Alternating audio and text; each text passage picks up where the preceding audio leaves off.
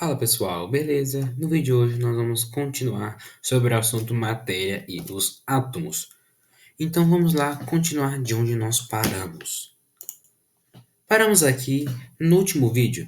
Nós falamos sobre como as células, assim, os átomos foram descobertos assim e outras leis que têm em relação aos átomos e às massas.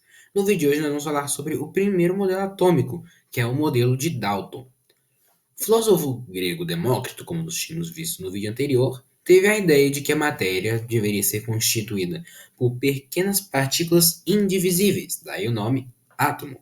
E essa ideia foi retomada por John Dalton, que, em 1808, elaborou a teoria atômica para explicar sobre a constituição da matéria.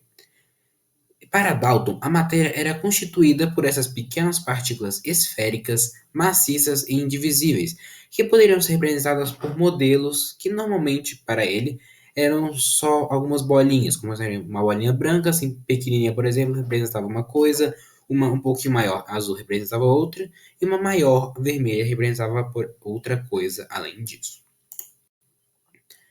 Até 1808, Dalton propôs essa teoria atômica, e nessa época eram conhecidos aproximadamente 50 elementos químicos.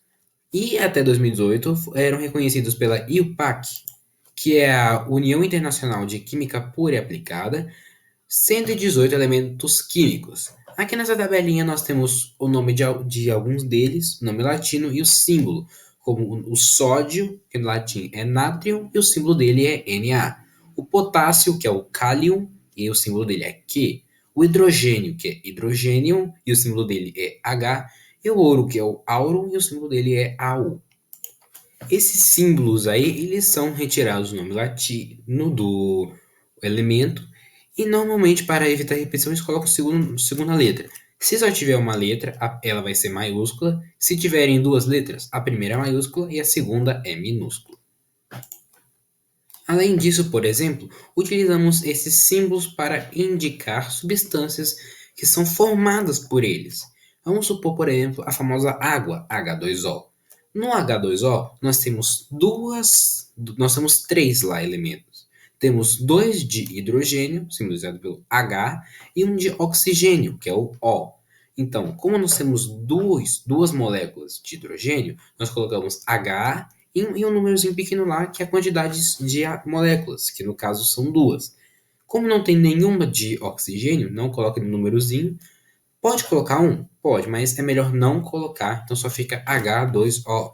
Duas moléculas de hidrogênio e uma molécula de oxigênio faz a água.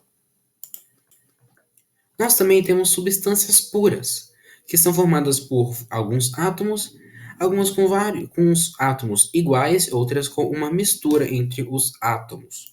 Substâncias puras simples são aquelas que possuem um ou mais átomos de um mesmo elemento químico, como por exemplo o gás oxigênio, são duas moléculas de oxigênio, são a mesma, portanto é O2. O gás do ozônio, O3, porque são três moléculas de oxigênio, e o gás hélio é H, que a He é uma molécula só de hélio.